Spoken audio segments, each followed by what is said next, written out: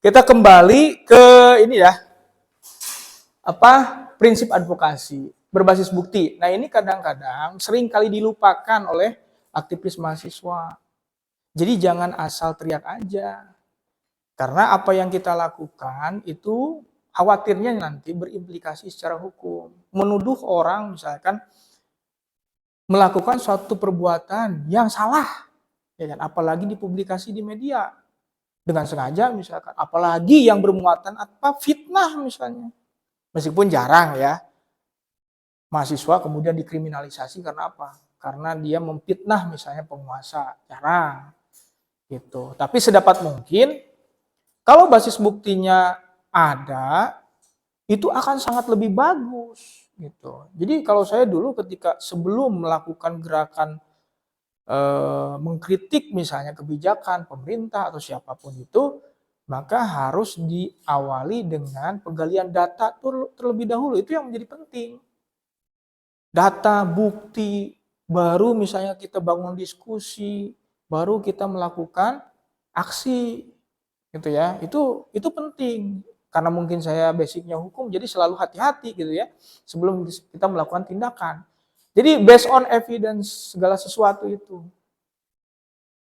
Evidence based, harus berdasarkan bukti sehingga bisa dipertanggungjawabkan. Soal kemudian beda pendapat, yaitu soal lain dalam cara menafsirkan bukti, misalnya begitu, ya kan? Kemudian hak asasi manusia, ya hak asasi manusia. Nah, hampir di seluruh aktivitas atau dunia advokasi itu yang menjadi prinsip utama adalah prinsip perlindungan terhadap hak asasi manusia. Ya, karena ada tesis gitu ya, yang kita lihat gitu, satu kenyataan bahwa ada realitas yang itu dianggap melanggar hak asasi manusia.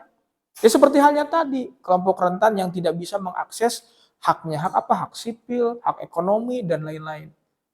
Ya kan? Nah, itu ada kelompok yang dimarginalkan misalnya.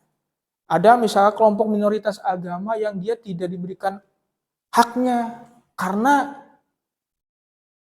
dia kelompok minoritas agama, berbeda dengan kita pada umumnya misalnya. Nah, hal semacam itu adalah menjadi target daripada komunitas yang harus kita advokasi gitu.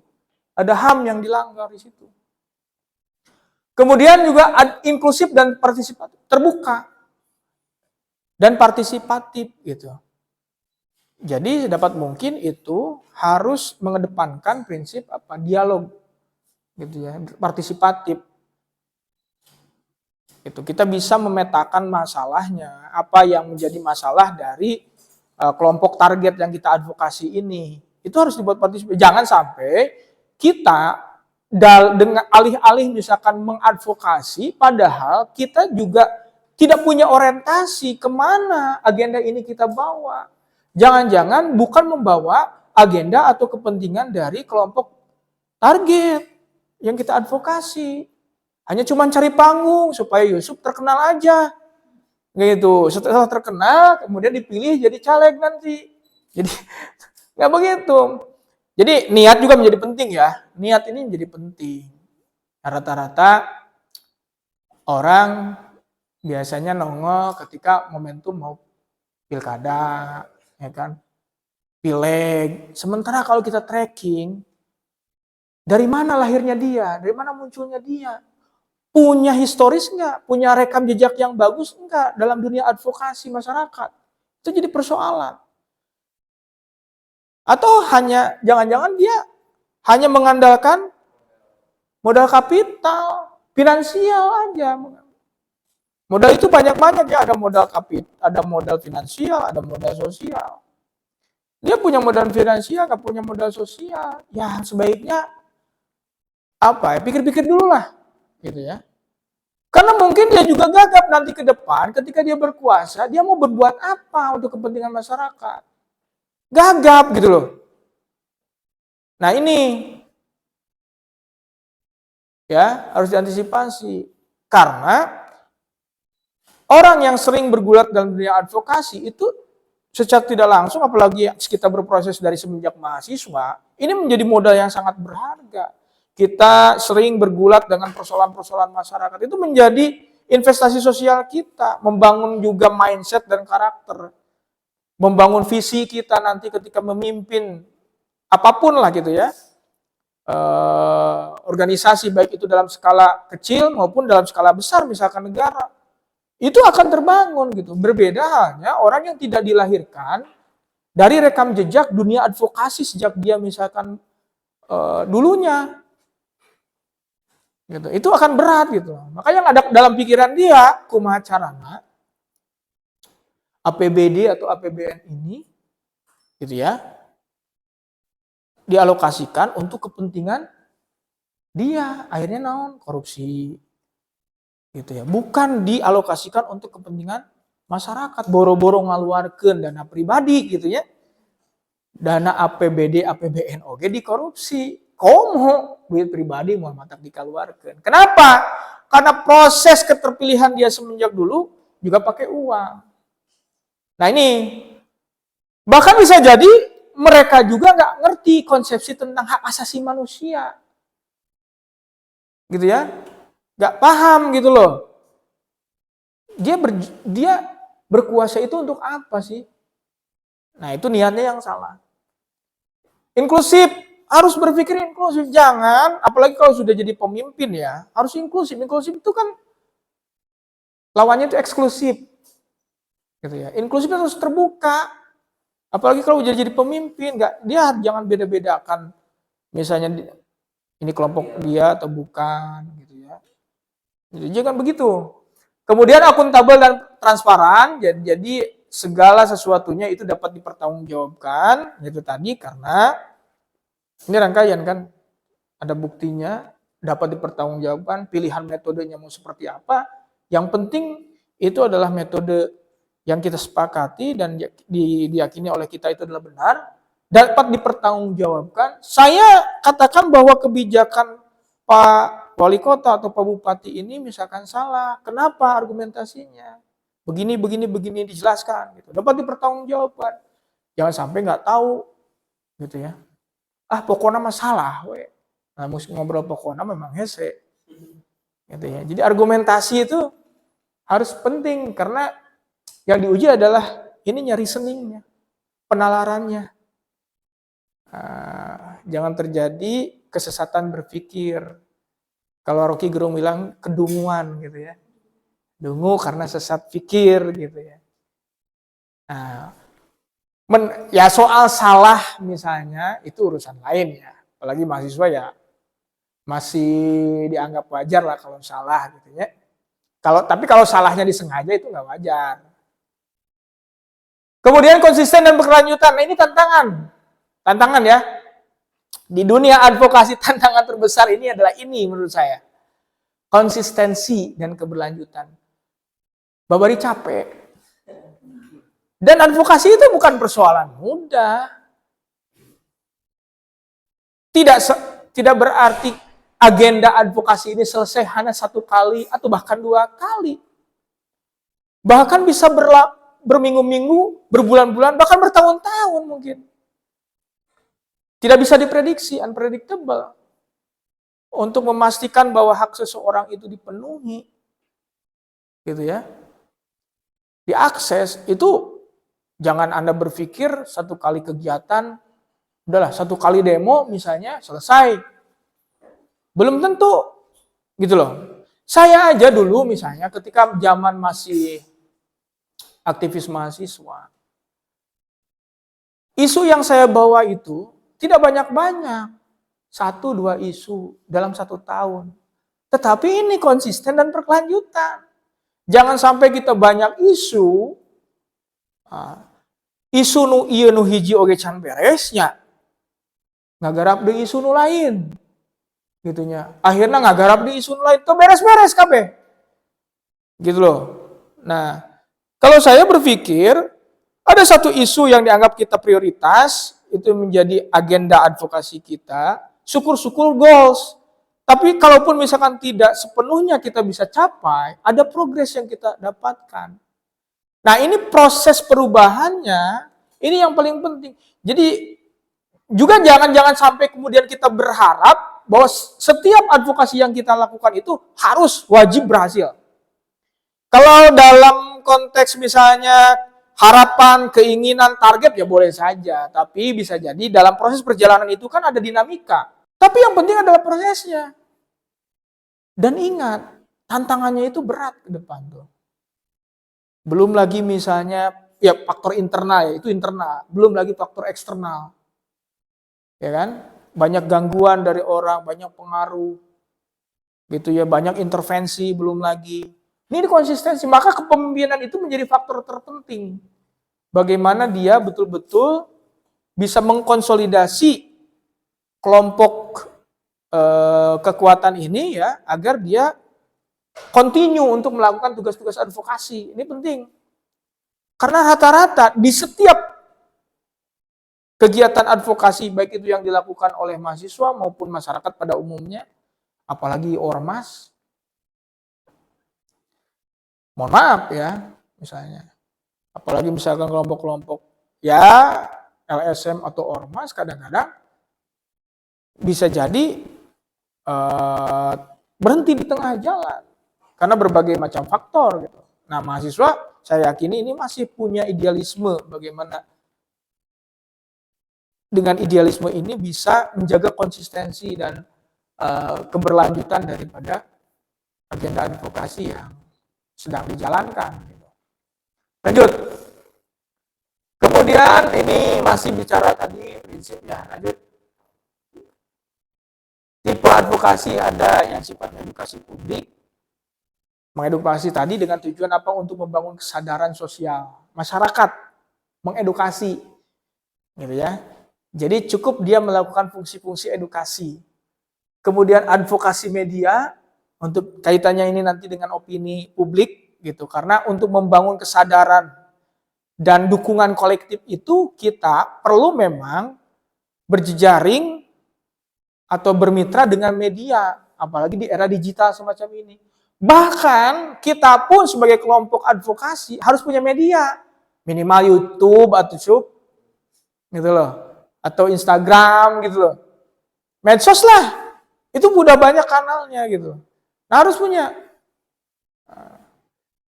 Syukur-syukur kita bisa koneksi dengan media-media mainstream agar pengaruhnya itu bisa lebih cepat dan lebih masif gitu. Ini penting. Nah, biasanya kita banyak lah ya media-media yang bisa kita ajak berpartner gitu ya untuk berjuang atau menunjang dari agenda advokasi. Advokasi dan lobby terfokus pada pemerintah. Nah, ini fokusnya di elit gitu ya, pemerintah gitu ya. Misalnya karena sasarannya memang adalah kebijakan pemerintah. Lanjut. Nah, kalau kita klasifikasi ya, saya mengklasifikasi ada dua model advokasi sebetulnya. Pertama, advokasi yang sifatnya sistemik. Yang kedua adalah advokasi yang sifatnya kasuistis. Advokasi sistemik itu apa maksudnya? Ya, yang namanya sistemik itu berarti pendekatannya adalah sistem. Kita menjalankan fungsi advokasi dengan harapan bahwa sistem ini berubah. Ketika bicara soal sistem, maka instrumennya itu banyak banget gitu loh.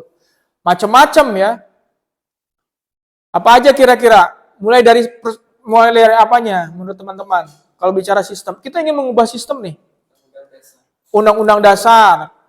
Ya, itu apa namanya? Jauh banget ya. Tapi nggak apa-apa kalau itu dianggap penting gitu ya. Apakah perlu kita mengubah undang-undang dasar? Maksudnya gimana nih? Nah, itu juga coba diidentifikasi. Artinya regulasi, aturan. Gitu loh. Aturan ini menjadi bagian daripada subsistemnya. Apalagi budayanya. Budaya masyarakatnya, sistem. Kebijakannya, aktornya. Itu harus kita dekati, harus kita sasar gitu. Nah, jadi itu sistem. Kita ingin mengubah satu kebijakan. Taruhlah misalkan cari contoh kebijakan yang dianggap oleh kalian bermasalah. Saat ini di Kota Tasik mungkin soal mobil untuk istri. Mobil untuk istri pejabat. Oke. Nah, kenapa kita anggap bahwa itu masalah? Apa isu pentingnya di situ sehingga kita berpikir bahwa itu harus kita advokasi kesejahteraan rakyat. Kenapa maksudnya? Coba di apa namanya? Dijelaskan lebih ini. Oke. Oke. Jadi satu sisi dengan kebijakan membeli mobil dinas untuk kepentingan istri wali kota itu dianggap salah. Kenapa? Karena banyak masyarakat yang justru harus lebih layak untuk dibantu. Banyak yang belum sejahtera, banyak yang miskin, banyak yang masih kelaparan. Ini tiba-tiba wali kota beli mobil dinas.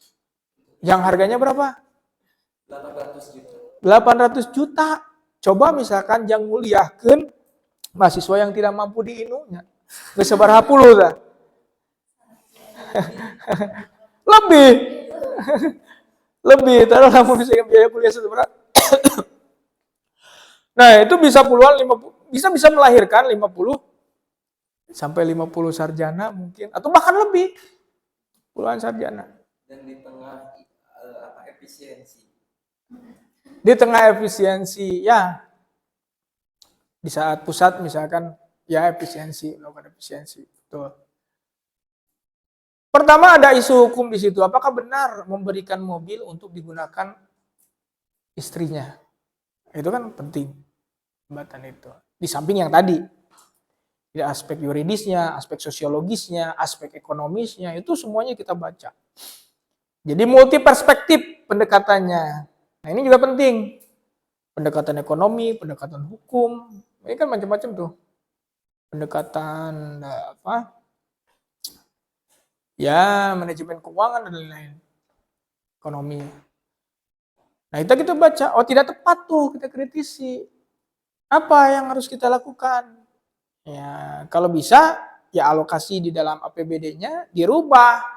Berarti perdanya yang harus kita rubah. Kebijakan. Itu sistemik. Ya, advokasi sistemik.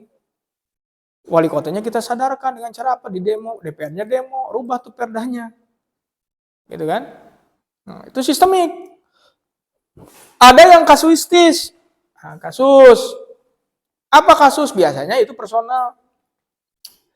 Atau ya personal, tapi bisa juga kolektif ya. Kayak misalnya seseorang yang tidak bisa atau tidak apa ya. Banyaklah kasus-kasus yang kita advokasi misalkan. Seorang misalnya di wilayah kita itu perlu dibantu, rumahnya mau hancur, ya kan? Nah, maka kita advokasi tuh untuk mendapatkan bantuan rehab rumah. Caranya bagaimana? Bisa ikut program misalnya Rutilahu. Oh udah habis, gimana? Kemarin baru aja kita merehab rumah, gitu ya, dananya udah habis. Swadaya masyarakat, nah, jangan berhenti gitu, terus berpikir. Gitu, kumpulin agnia misalkan di daerah kita nyumbang berapa, kamu nyumbang berapa, ah, sok saya nyumbang gentengna, saya nyumbang batana, saya nyumbang semena, selesai kan? Nah, gak sanggup juga gimana? Tanggung sendiri. Jadi advokasi itu tidak berarti juga kita harus selesaikan oleh kita sendiri, enggak. Jadi dia sebagai bridging, apa itu? Sebagai jembatan untuk menjembatani antara kelompok target itu dengan pemegang kebijakan ya, atau si sistem sumber disebut dalam dunia rehabilitasi sosial. Jadi orang ya, ataupun misalkan kebijakan mau orang yang itu bisa memberikan akses ke dia gitu, kelompok yang kita advokasi atau orang yang kita advokasi. Itu kasuistis, beres. Masuk lagi kasus yang lainnya, masuk lagi. Nah, banyak sekali kasus-kasus yang bisa kita advokasi ya. Misalnya Yusuf orang hukum, ada tetangga kita yang mau cerai misalnya, orang miskin gak punya duit gimana Cup? Advokasi Cup. Gitu. Advokasi gimana caranya advokasinya?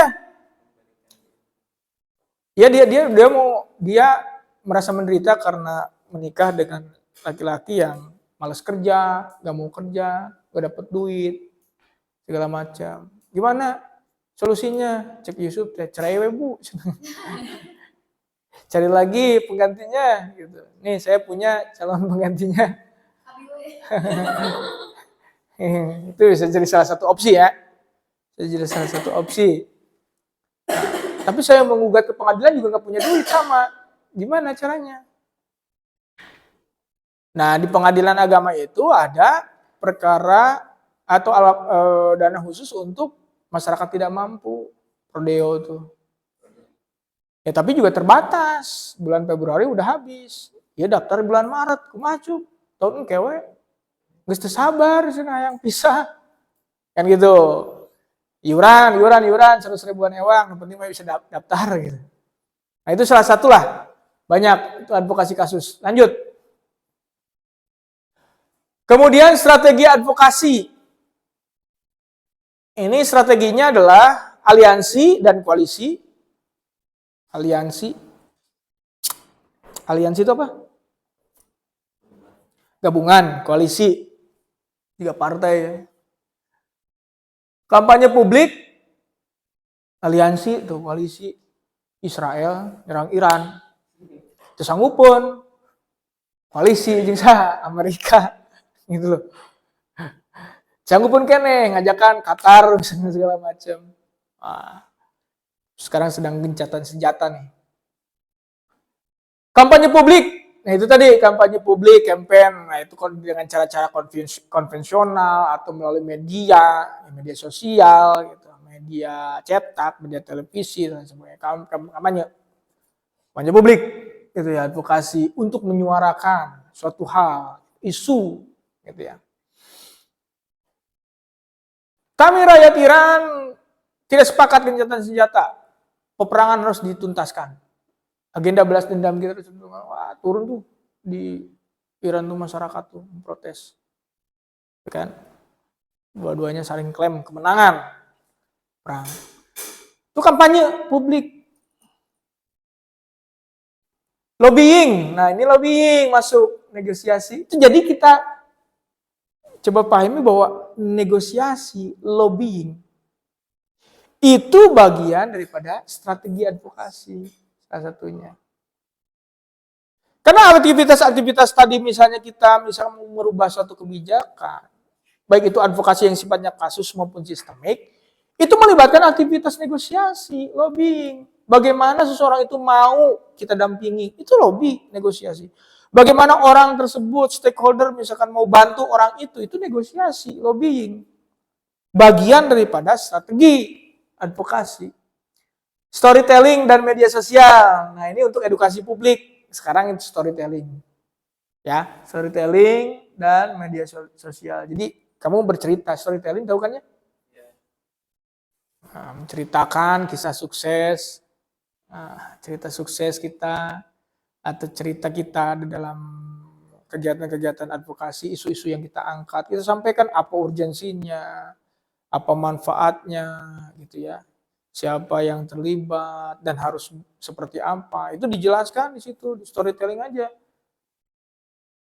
Di media sosial. Banyak nih, kalau sekarang itu memang trennya sudah berbeda loh. Beda 10 tahun ke belakang, cara orang melakukan advokasi, strategi, metode, itu jauh berbeda semenjak berkembangnya media sosial atau dunia digital ini. Anda kalau misalkan lihat channel YouTube, yang ini juga salah satu jadi referensi saya misalnya. Ferry Irwandi, sering lihat nggak? Ferry Irwandi. Dia sebetulnya menjalankan tugas atau fungsi-fungsi advokasi. Bagaimana dia misalnya berkeinginan untuk memberantas judi online, itu kenceng banget tuh. Sampai siapa tuh yang selalu mempromosiin judi online teh? Si Katak Bizer itu. Ya kan, dia kenceng banget ngomongin tentang judi online. Itu lewat storytelling yang dia sampaikan di kanal-kanal YouTube kayak begini nih. Gitu loh. Terus ngomong soal isu judi online. Sampai kan masif sekarang aparat penegak hukum. Sampai APH yang terlibat juga disikat. Baik itu di Polri, TNI, bahkan sampai kebongkar gitu ya. Di institusi pemerintahnya sendiri, bahkan di Kominfo yang terlibat dan mengoperasikan semua situs-situs judi online yang ada di Indonesia ini. Kan udah ketangkap tuh semua. Nah itu berhasil. Gitu loh. Jadi teman-teman juga harus punya inovasi bagaimana strategi advokasi ini bisa berjalan. Ngomong terus soal isu itu gitu, sampai pesan itu sampai ke publik, sampai ke pemegang kebijakan. Gitu. Jadi menurut saya daripada misalnya aksi juga penting, gitu ya, aksi penting sekarang itu, tapi modelnya harus ditambah, strateginya harus ditambah. Tidak hanya cuman demo 5 orang, apalagi kali diliput media, yang liput media cuma media lokal misalnya, nggak mungkin didengar. Gitu. Cobalah misalnya kita liput punya media sosial sendiri, upload di TikTok misalnya, di TikTok lamun ayeuna meureun. Mungkin publikasinya lebih bagus. Ya soal kemudian ada yang pro dan kontra itu biasa kan. Pro dan kontra itu biasa. Kemudian advokasi yudisial. Nah, kalau ini itu mainannya orang hukum. Tapi non hukum itu sebetulnya bisa. Advokasi yudisial. Artinya advokasi melalui pendekatan hukum. Gitu loh, mekanisme hukum. Itu tadi, kalau itu misalnya kebijakan, kita rubah, berarti kan mesti ada legal draft atau dokumen hukum yang argumentasi hukum dan dokumen hukum yang bisa kita tawarkan untuk mengganti kebijakan tersebut. Kalau nggak mau, misalnya ada satu undang-undang tadi, misalnya undang-undang yang dianggap bermasalah nih, kita sudah ngomong ke DPR nggak didengar juga, demo berkali nggak didengar juga. Strateginya salah satunya adalah ini, advokasi yudisial. Bagaimana kita mengajukan permohonan untuk judicial review atas undang-undang yang dianggap oleh kita itu bermasalah. Larilah ke Mahkamah Konstitusi. Kan gitu. Untuk mereview undang-undang tersebut. Nah, saya juga berharap mahasiswa ini tuh aktif. Terutama Fakultas Hukum ya. Harus dikomandoin nih. Gitu loh. Isunya isu hukum keluarga Islam misalnya. Yang dianggap ini ada isu menarik nih yang harus kita advokasi apa gitu HKI.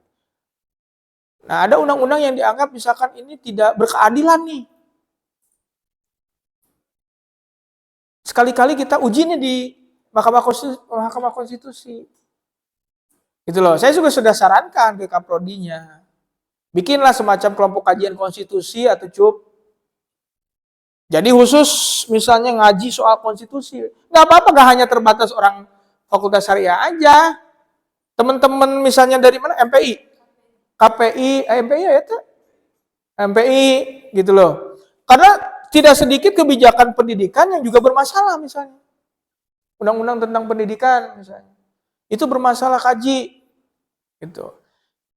Jadi coba diinisiasi ada kelompok kajian khusus konstitusi. Biar saya juga masuk di situ nanti. Gitu ya. Komunitas misalnya apa gitu, komunitas kajian konstitusi. Namain lah apa, bukan namain. Komunitas kajian namanya bahasa nu bagusna. Istilah nu bagusna. Pusat kajian konstitusi, bukan pusat kajian konstitusi. Kelompok kajian konstitusi. Salah. Itu namain aja. Nah, sekali-kali kita nyangke orang reongan misalnya ya, berangkat ke Jakarta, gugat. Jangan hanya cuman jalan-jalan doang. Kita punya agenda advokasi ke sana. Gitu loh. Jadi jangan hanya cuman lihat-lihat gedung MK. Tapi kita punya agenda advokasi. Dan memang advokasi itu perlu akomodasi juga, harus dipikirkan. Nggak sedikit. Advokasi yudisial misalnya untuk merubah undang-undang ini, kudu ngincing ke Jakarta. Meskipun sebetulnya bisa sekarang itu sidang online bisa. Disiasati aja nanti. Disiasati daftar hungkul misalkan di Jakarta sidangnya online di dia. So saya tunggu di rekomendasi salah satunya dari agenda ini. Saya berharap ada semacam komunitas ya mahasiswa dan juga dosen nanti gabung khusus bicara konstitusi gitu. Isu-isu konstitusional di situ. Jadi kerjaan anaknya diskusi kajian konstitusi. Gitu. Ada masalah. Kalau memungkinkan kita misalnya ajukan uji material, kita udah uji material. Undang-undang. Sebagai contoh untuk judicial review tersebut, apakah kita sebagai warga yang domisili di Kota Tasikmalaya ketika menemukan sebuah permasalahan di daerah lain tentang kebijakan daerah tersebut, apakah kita memiliki hak untuk mengadvokasi atau mungkin melakukan judicial review gitu? Sebagai contoh kita warga Kota Tasikmalaya, ada sebuah perda yang dianggap kurang hak asasi manusia di daerah Yogyakarta misal. Lalu kita mungkin memang kita harus survei ke masyarakat dulu karena kita tidak tahu kondisi masyarakat di sana senang atau tidak dengan hal tersebut. Dan ternyata setelah kita tahu hal tersebut juga tidak disenangi oleh masyarakat sana, judicial review apakah itu bisa gitu? Tapi nanti kata MK, kamu hubungannya apa dengan masyarakat? Ya. Jadi kalau konteksnya perda itu ranahnya bukan di Mahkamah Konstitusi. Ya. Nah, itu Mahkamah Agung. Apakah bisa misalkan kita sebagai warga kota, nah, jadi prinsipnya kalau itu kaitannya dengan perda nanti terkendalanya di legal standing, kedudukan hukum kita sebagai pemohon. Kecuali misalnya kita sebagai pengacara, kalau pengacara mah bisa. Tapi itu juga diberikan kuasa oleh siapa? Oleh orang yang dirugikan atas perda itu. Tapi kalau undang-undang yang menjadi bagian daripada Mahkamah Konstitusi, sepanjang itu berdampak secara potensial untuk masyarakat di seluruh Indonesia, maka kita dari manapun berkepentingan, asal nanti menjelaskan kepentingan kita di mana. Ini yang agak-agak rigid biasanya. Kepentingan kita apa secara langsung terhadap undang-undang itu. Terakhir, itu ada mahasiswa yang dari mana ya mahasiswa? Yang mengajukan permohonan uji material terkait undang-undang TNI meskipun ditolak akhirnya. Nyatakan tidak diterima. Ada mahasiswa banyak. Sekarang diuji lagi, jadi banyak yang mengajukan ini meskipun isunya sama undang-undang TNI.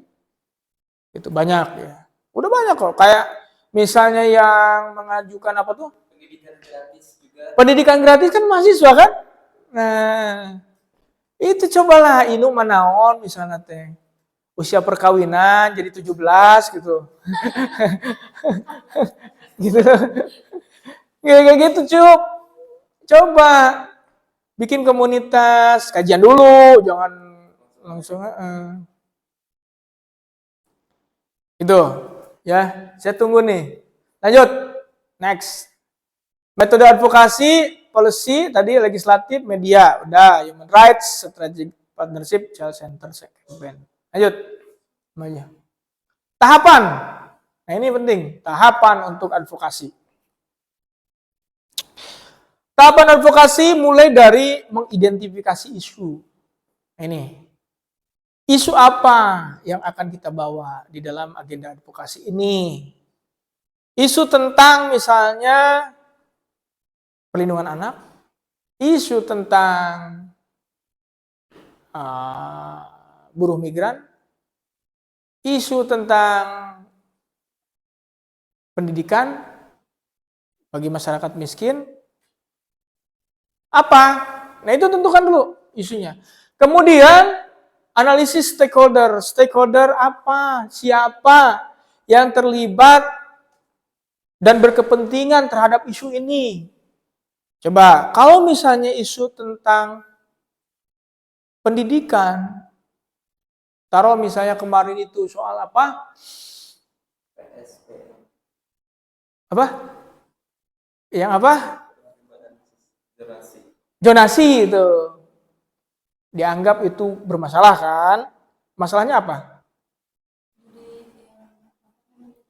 yang pintar tidak bisa ke sekolah yang lebih apa tidak bisa jadi gimana sih tidak bisa ke sekolah yang lebih yang lebih layak gitu ya untuk memfasilitasi kemampuan mereka. Dan Oke. permasalahan yang sebenarnya apa yang sangat bermasalah itu adalah justru orang-orang kaya yang tidak berdomisili di sana bisa masuk ke sekolah tersebut. Betul. Dengan Bahkan dengan cara-cara jahat, kriminal, pemalsuan kakak. Benar nggak? Orang yang tidak bukan berdomisili di situ, tiba-tiba justru orang yang berdomisili di situ tidak mendapatkan haknya untuk sekolah di zona itu. Karena sudah penuh. Ada sekolah favorit misalkan di satu kecamatan di situ, semua orang-orang sudah bikin kakak di situ kan. Orang situ kehabisan. Ini masalah. Akhirnya orang pindahkan jadi aneh. Nah, kita analisis stakeholder mana yang terlibat. Siapa aja? Satu. untuk tingkat SMA di gubernur. SMA gubernur melalui apa? Lalu dinas pendidikan. Nah, dinas pendidikan. Ada lagi tangan-tangannya di bawah itu, KCD itu. Nah, kalau SMP ke bawah, baru tingkat kabupaten kota. Berarti siapa yang terlibat? Kepala dinas, pendidikan, organisasi profesi. Nah, itu stakeholder, analisis stakeholdernya itu. Ahli mungkin kalau kita perlu pendapat ahli pendidikan. Benar kan nih, kita kajian dulu nih soal ini. DPR perlu dilibatkan nggak? Libatkan, apalagi kita punya alumni di situ. Yang tadi kan? Libatkan untuk memperkuat bahwa ini aspirasi publik. Gitu loh. Susun strateginya, mau bagaimana strategi yang dipakai tadi? Lobby dulu lah, atau kampanye. Nah, kalau selesai dengan lobby, ya syukur. Kalau tidak, berarti bangun kesadaran publik bahwa ini masalah. Salah ini, berubah. Kebijakannya harus diubah. Nah, itu aksi ya. Kemudian evaluasi dampaknya. Evaluasi dampaknya, itu apakah ini sudah sesuai, tercapai atau tidak. Bahkan ini bisa jadi feedback buat kita ya. Kalau misalnya bisa jadi dalam setiap ini timbul berbagai macam dinamika itu tadi. Yang bisa jadi muncul gitu ya di pertengahan. Di dalam menjalankan agenda ini misalnya ada beberapa dampak yang diakibatkan dari agenda advokasi ini. Ini tuh bahkan bisa jadi harus diadvokasi lagi dampak-dampak itu. Harus diatasi gitu ya, harus diatasi. Ketika kita misalnya tadi mengadvokasi soal zonasi ini, dampaknya apa? Ketersediaan sekolah bagi warga sekitar. Dampaknya bisa jadi misalnya terjadi penumpukan misalkan di satu sekolah gitu, ada diskriminasi, perbedaan perlakuan terhadap sekolah. Kan spirit zonasi itu supaya apa? Merata kan? Semua sekolah harus berkualitas lah intinya. Tapi tetap aja nggak begitu pada pelaksanaannya. Gitu kan? Nah, ketika kita kembalikan hapus sistem zonasi, lalu sistem yang kita tawarkan apa? Dikembalikan lagi ke dulu? Sistem apa? Passing grade atau apa? Kuota juga pada akhirnya dimanipulasi juga. Dan saya itu sebenarnya ada hal yang tidak setuju dalam sistem pendidikan itu, Pak, soal adanya pembangunan sekolah Garuda. Sekolah Garuda itu adalah sekolah unggulan untuk orang-orang yang memiliki kemampuan kemampuan nasionalnya lebih tinggi dari yang lain.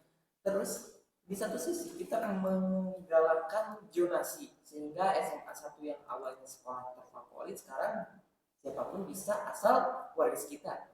Tapi di satu sisi lain, kenapa pemerintah membangun sekolah Garuda, sekolah unggulan, seakan-akan menjadi kontradiksi dari kebijakan yang mereka buat sendiri. Bahkan ada rencana pembuatan sekolah rakyat, lalu sekolah yang lain bukan sekolah rakyat.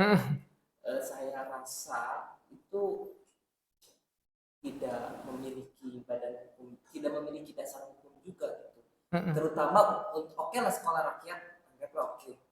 Tapi untuk sekolah Garuda, saya tidak menemukan dasar hukum pembentukan sekolah Garuda dengan nominal per sekolahnya 500 miliar. Oke. Nah ini bagian juga harus kita advokasi kalau itu dianggap bermasalah. Sekolah Garuda itu, tapi dalami dulu ya, sekolah Garuda itu apa? Apa yang menjadi perbedaannya dengan sekolah-sekolah yang lain? Urgensinya apa sih dibentuk sekolah Garuda ini? Nah itu banyak hal lah ya kemungkinan yang terjadi. Lanjut. Komunikasi, nah ini masuk negosiasi. Negosiasi, komunikasi dua arah untuk mencapai kesepakatan. Itu komunikasi dua arah. Nih, ya, negotiate. Seni menyelesaikan konflik tanpa merusak hubungan. Itu negosiasi. Meskipun hubungannya udah rusak, negosiasi ulang. Supaya hubungannya tidak rusak. Kembali lagi. Dirajut lagi komunikasinya. Sehebat-hebatnya perang antara Iran dan Israel pada akhirnya negosiasi. Ya kan? Padahal korban sudah berjatuhan banyak. Sudah habis biaya. Negosiasi. Kemarin berunding di PBB. Gitu ya. Nah, untuk gencatan senjata 12 hari. Itu negosiasi. Ya, lanjut. Tujuannya apa? Menemukan titik temu, menghindari konflik terbuka, membangun relasi jangka panjang, perlindungan kepentingan. Menghindari konflik terbuka. Tadinya konflik terbuka terjadi. Supaya itu berkepanjangan, banyak korban, mikir atau capek lah. Korban banyak, apakah mau semakin banyak dengan peperangan, dengan konflik terbuka, malah kita tercemar nama baik misalnya. Ya udahlah, kita negosiasi lah. Supaya diisolasi permasalahan. Supaya tidak banyak orang yang tahu gitu loh. Meskipun bisa jadi itu dampaknya dicurigai orang misalnya. Tapi itu bagian daripada negosiasi, bagian daripada advokasi sebetulnya. Lanjut. Win-win solution, fokus pada kepentingan, bukan posisi, komunikasi terbuka, keadilan dan objektivitas. Itu prinsipnya. Win-win solution. Jadi jangan ada yang merasa menang, kalah. Meskipun udah beberapa pihak setelah gencatan senjata bilang, saya telah memenangkan peperangan ini. Saya juga sama telah memenangkan peperangan ini. Negosiasi. Nah, negosiasi sampai detik kemarin itu masih posisinya saya menang, saya menang. Ya, tapi memang negosiasi itu memposisikan ya ini win-win solution. Tidak ada yang merasa dikalahkan, tidak ada yang merasa dimenangkan. Tidak ada win-loss, tapi yang ada win-win. Ya udahlah, saya sama-sama menang. Lalu next ke depan mau seperti apa? Anda jangan produksi nuklir, ngembangin nuklir. Terus Anda boleh. Gimana? Kalau Anda juga boleh, saya juga boleh dong dengan tujuan damai. Udah, deal. Nah, gitu kan? Misalnya. Dan itu jadi deal. Itu negosiasi. Jadi itu tadi posisinya gapnya terlalu jauh, dengan negosiasi kita posisikan menjadi seimbang sehingga ada titik temu tadi kan ya. Titik temunya di mana nih? Nah, kalau sudah deal berarti oke. Tapi kadang-kadang ada pengkhianatan di wae. Kan gitu. Berunding tiba-tiba diserang. Tiba-tiba melanggar perjanjian. Apa yang namanya juga hidup. Ayeuna berjanji Yusuf dan siapa? Siti. Jadi Siti Maryam, Siti naon? Siti Nurmalaya. Panggil wae. Sepakat untuk menikah. dalam ikatan perkawinan disaksikan oleh penghulu berjanji, ya kan, akan saling setia satu sama lain. Tiba-tiba di tengah perjalanan dia memutuskan untuk bercerai. Leuwih bodor naon, karek dia kawin, tiba-tiba diketahui dia sudah menikah 3 kali. itu lihat nggak berita itu? Itu yang viral di Lombok sekarang tuh. Jadi dia sudah bayar mahar 20 gram, 60 juta, ya kan? Tiba-tiba pas acara adat gitu ya, apa namanya tuh? Saya lupa lagi. Acara adat itu, lamun orang memunduh mantu non. Gitu, aya bagian cewek, bagian hajat di bagian cewek gini, hajat bagian cowoknya kan gitu ya. Diketahui bahwa perempuan itu janda 3 kali. Akhirnya apa? Dibatalkan kan perkawinannya. Batalkan perkawinannya. Nah, dan sekarang menuntut 20 gram itu dibalikin. Itu pelanggaran hukum bukan? Udah negosiasi, udah deal. Gitu ya, tiba-tiba ya diketahui dia udah janda 3 kali. Niatnya apa? Gitu ya. Nah itu. Sudah konflik, negosiasi lagi. Yaudah, meskipun perkawinannya nggak jadi, tapi balikin duitnya, mas kawinnya, gitunya. Kan saya mau mempersoalkan, gitu. Lanjut. Tahapan negosiasi, persiapan dan riset, pembukaan dan penjajakan, ya kamaran ayo.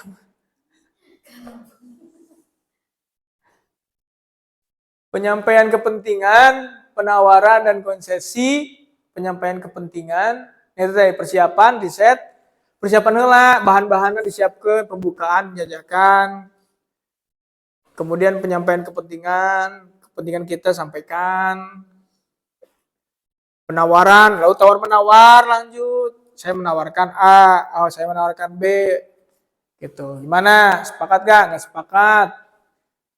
Lalu gimana tawarannya? Nah, kalau sudah terjadi kesepakatan, kemudian ditinjau lagi. Lanjut. Terakhir, inilah, udah selesai. Untuk sementara waktu itu dulu ya, teman-teman sekalian. Silakan selanjutnya moderator barangkali ada diskusi.